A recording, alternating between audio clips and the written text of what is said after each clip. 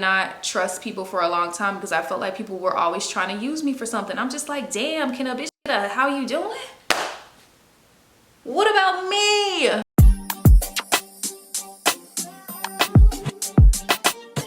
Now you off for this one. Now you off for this one. Now you off for this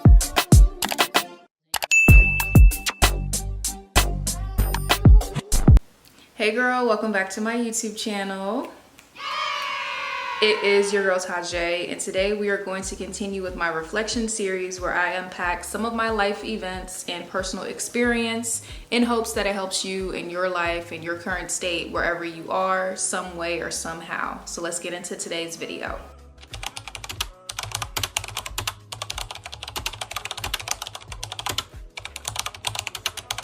As you can see from today's video, we are going to be talking about being the strong friend and why I had to stop being the strong friend. And if you are a strong friend out there, I just want to give you the biggest hug. Like, come on, come here. Aww. Okay. Being the strong friend is not easy, and I feel like what people don't talk about being the strong friend is we never asked to be the strong friend. It's like we signed an invisible paper and a visible dotted line, and somehow we were just like, you are the strong friend in the friend group. And we just got past this damn baton, and everyone comes to us for everything. Did you feel like you just like randomly got inducted into being a strong friend? Because I feel like I did, and I didn't sign up for it. Being the strong friend traumatized me. Yeah, it did. It did. We're healing though. We've healed a lot. But being the strong friend traumatized my ass. Like, I'm not even gonna lie to you. In regards to being the strong friend, I turned into everyone's personal therapist. Like, when I tell you the girls and the guys was calling my phone, texting my phone, I need advice on this, I need advice on that, can you help me with this, can you help me with that? And I'm such a giver naturally. I'm such a helper naturally. I really feel like I was put here on earth to help other people, but to a certain extent. You get what I'm saying? Like, I feel like I was oversharing and overgiving to the point to where my cup was empty. If I had to compare what my cup looked like, I was probably in a Sahara desert somewhere. No water, not a raindrop. I just felt like my whole friend group was going through such a tough time, whatever their situation was personally. And it probably wasn't even such a tough time. Like, just to give you some examples, it was probably boy drama, it was probably family drama, it was probably mental health. So a few of them like were very serious situations, but then a couple of them was just like, girl, you could have handled that yourself. I don't mind helping people, I don't mind lending a helping hand when I can, but it becomes draining. In a sense, I felt like a well. Like, I felt like I was just pouring and pouring out and pouring out, and nobody was pouring back into me. Like, the well dried up. It got very dry out here for me. And I was just like, why is everyone coming to me for their problems? Like, out of the friend group, I had like a good friend group, right? In my friend group, I feel like I introduced all of my friends to each other, but y'all knew each other, y'all had each other's number. Why wasn't y'all calling anybody else? Why was it like, we need to call Tajay? Let's speak to Tajay about this specifically. And I was just like, girl, I can't keep doing that. And I don't know, I feel like I was the strong friend from 17 years old all the way to 17 years old all the way to 22 years old. I was a strong friend from 17 years old all the way to 22 years old. That is tiring, that is exhausting. And what I didn't realize it was doing to me is I felt like I was being used. I felt like people were coming to me strictly for advice. People were coming to me strictly for help. No one was coming to me just to be my friend. I felt like people were coming to me because they thought I was a therapist. Mind you, I have 0 credentials. Like, being the strong friend was something that really changed me in my early adult years, in my early teen years, because I just felt used by everyone. I felt like I didn't have a lot of genuine connections. I felt like I would only speak to people when they needed something. I didn't feel valued as a friend. I felt valued as a counselor and a therapist, which I am none of those things. So it's kind of just like, how do we even get to that point of, I don't even know where like the dynamics of the friendship changed, but for a very long time, that put a bad taste in my mouth. I felt like people, like I said, were only coming to me for help, and it wasn't coming to me to be a genuine friend. Like, I just feel like there's so much more to friendship than just relying on someone to give you life advice when they have no jurisdiction to give you any life advice. The first point that I want to drive home why I stopped being the strong friend is because I became the group therapist when, baby, I needed therapy myself. I was battling so much by myself that people didn't even realize or people didn't even pick up on. And don't get me wrong, I know there's gonna be times where you need to lean on people, you need to, you know, reach out to your friends to support you through hard times. I'm all here for that. But baby, the hard times was happening every day. The hard times, people was blowing up my phone every day with something, and I'm just like, what happened to hello? What happened to how are you? What happened to hello? How are you? My name is. What happened to that? You know, like the conversations just started being, this is what I'm going through, da da da da da. Then I give them advice, thank you, bye. Phone clicks. They didn't ask me how I was doing. They didn't ask me how my day was. It was just like, damn. I'm glad you got what you needed. The strong friend taught me was I needed better boundaries with myself, and friendships is what I'm learning now in my mid-20s, because early on I just felt used and abused by people. And maybe if I had better boundaries, or maybe if I articulated things a little bit better and properly, that would have fixed a lot of things. But I couldn't be the strong friend no more, so I just ghosted. That's not healthy, and I'm not telling you to do that, but I had to get up out of there. I had to get up out of there. Oh, I had to get up out of there. Another thing that I realized that being the strong friend did to me was it made me very guarded. Because I felt used by so many of my friendships, I felt like people were only coming to me to take and not really come to me to give anything. It made me very guarded in my later years, and made me very particular with who I surround myself with. Like, when I felt like people were trying to get close to me, I always felt there was an ulterior motive.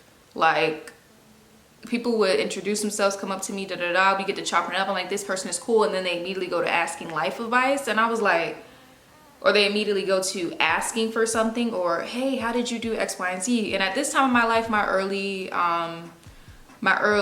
late teens, early 20s, I was very into modeling. I was getting around other models. I feel like the conversation was always, how did you secure this? How did you get this gig? How did you da-da-da-da?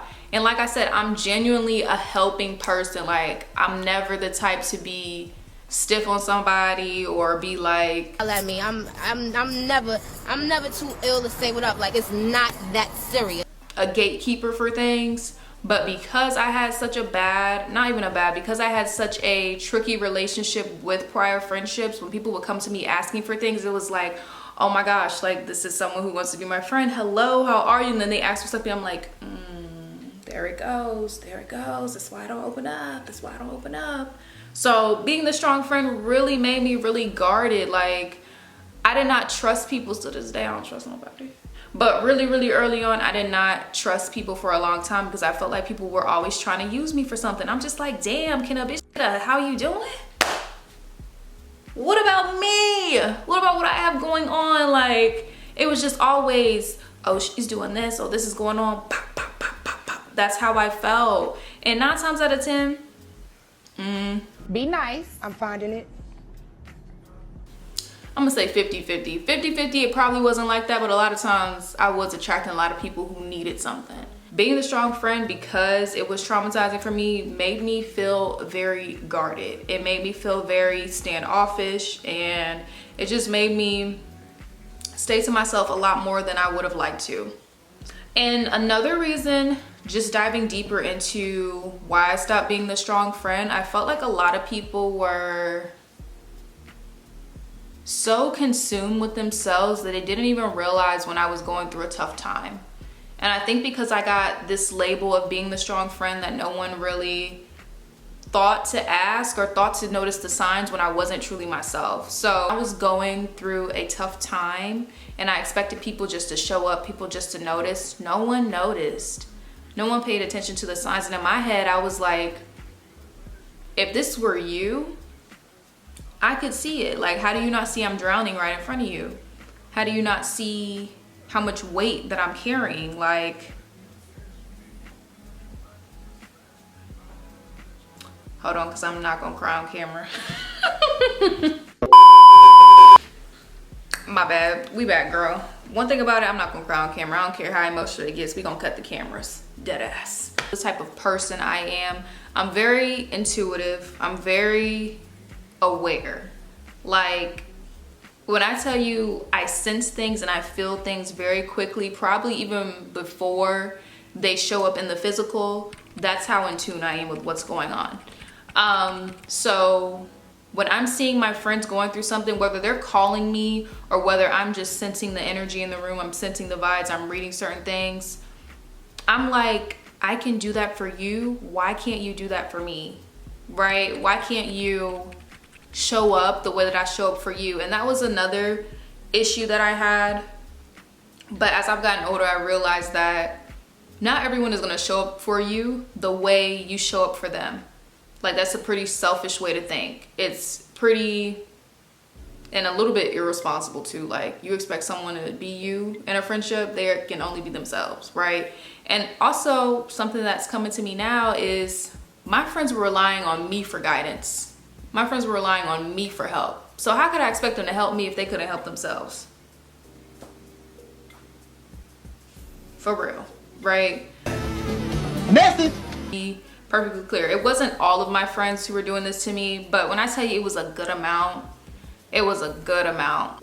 It was never reaching out to say like, hey, how are you doing? How are things going on in your life? It was just like, oh, this is going on with me and I needed this, that, and the third. I'm stressed out, blah, blah, blah. And I'm just like, girl, me too.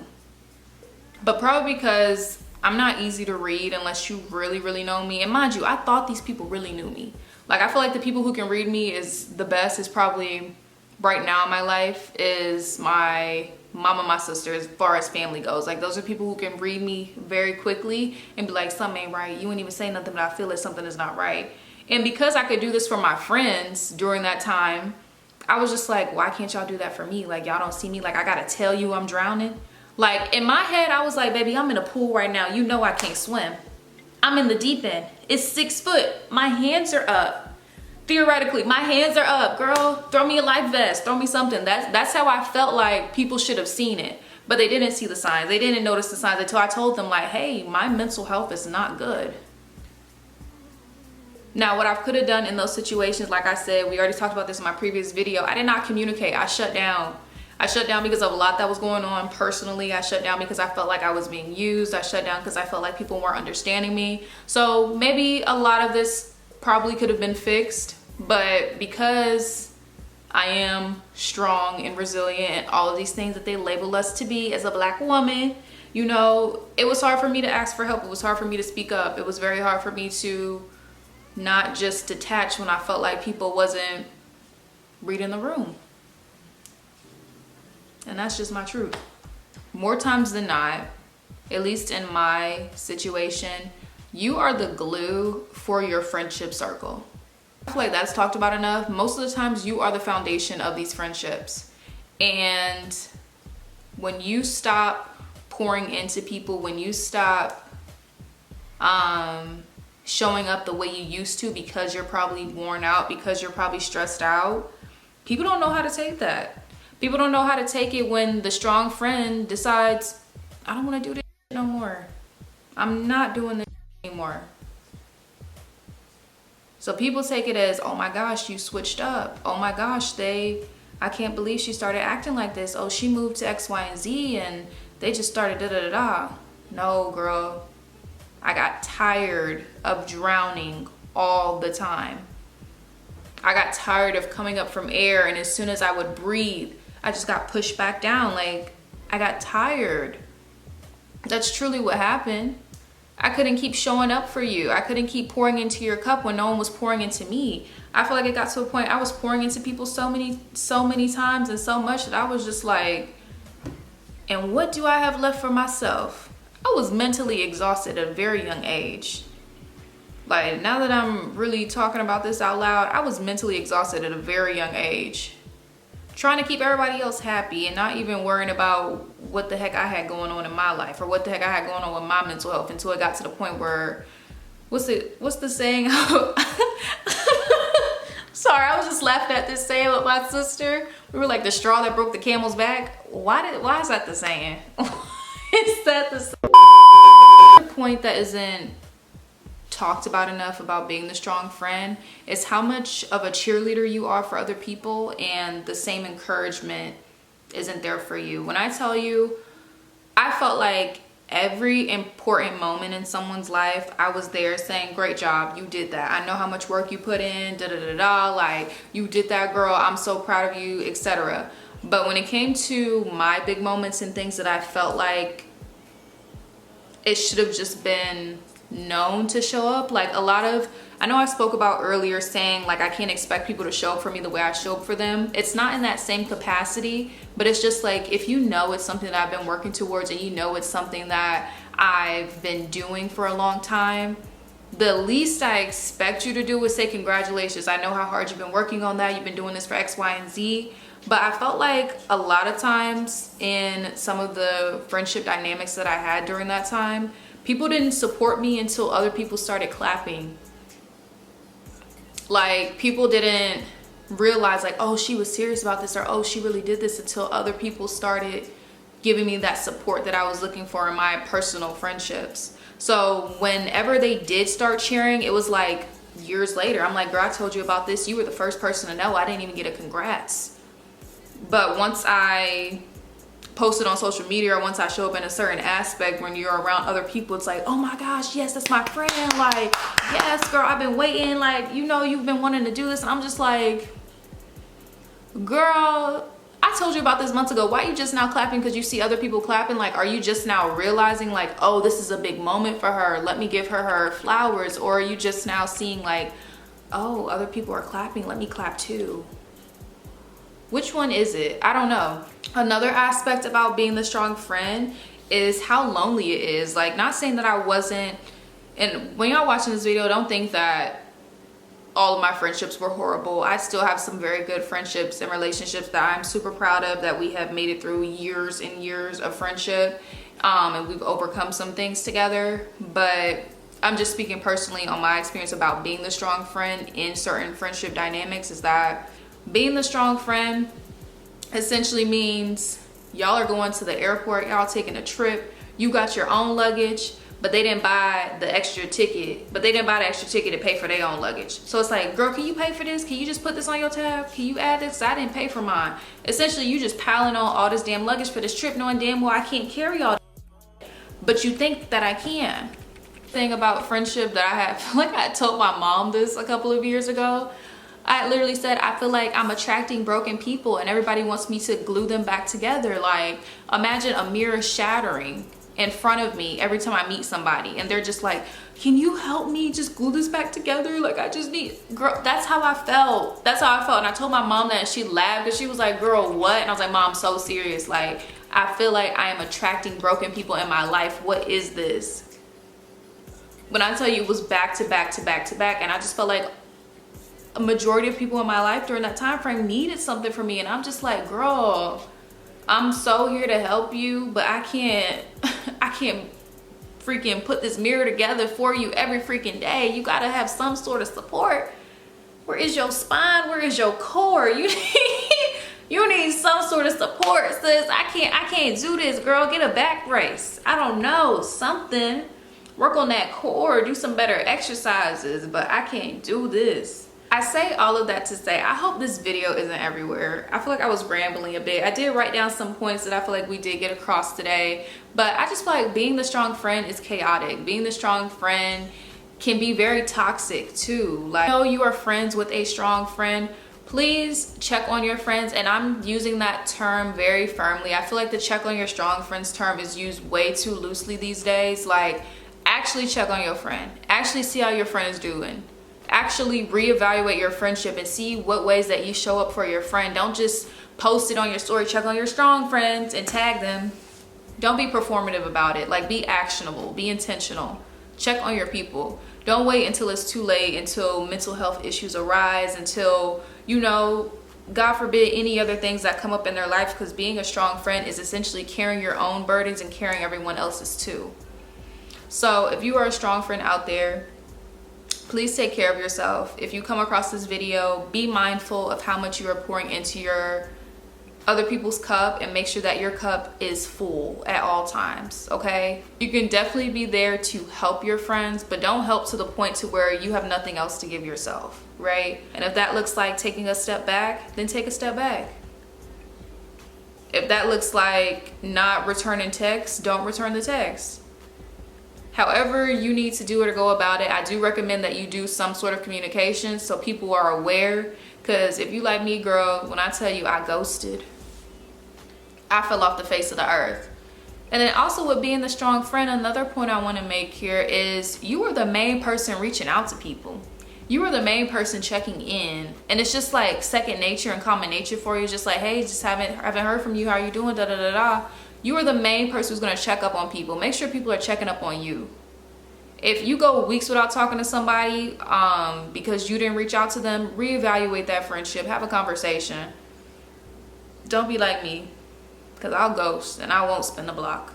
You just won't hear from me again. And then you'll probably get those messages. I take that back. You'll hear from me if I feel compelled to do so. If I feel it on my spirit, I'll reach out to you. But for the most part, you won't hear from me. But I just feel like that sums up with being the strong friend. It's chaotic. It doesn't make sense. You're a little bit of everywhere, pouring into people, pouring into someone's cup. I feel like sometimes with being a strong friend, it's like you're a waitress running a 5-star restaurant. Like, oh, they need a refill. Oh, they need a refill. Oh, they need a refill. Baby, you might be Oprah out this. You need help. You need help. You need help. You need help. I'll be right there. But girl, make sure at the end of the day, when you go to sleep at night, you are not mentally exhausted, spiritually drained, or emotionally unavailable, okay? Make sure all of those three are intact before you show up for somebody else. If any of those three are out of line, do not show up for nobody. I hope this video was enjoyable for you. I know I was rambling a little bit of everywhere, but thank you so much for tuning in. If you are new here, please like, comment, and subscribe. Let me know your thoughts. Are you the strong friend in your friendship? Are you a retired strong friend? Please let me know. I would love to know, and I will see you on my next video. But until next time, take it easy, look after yourself, and retire from being the strong friend if you are still in that boat. I'll see you next time, girl. Bye.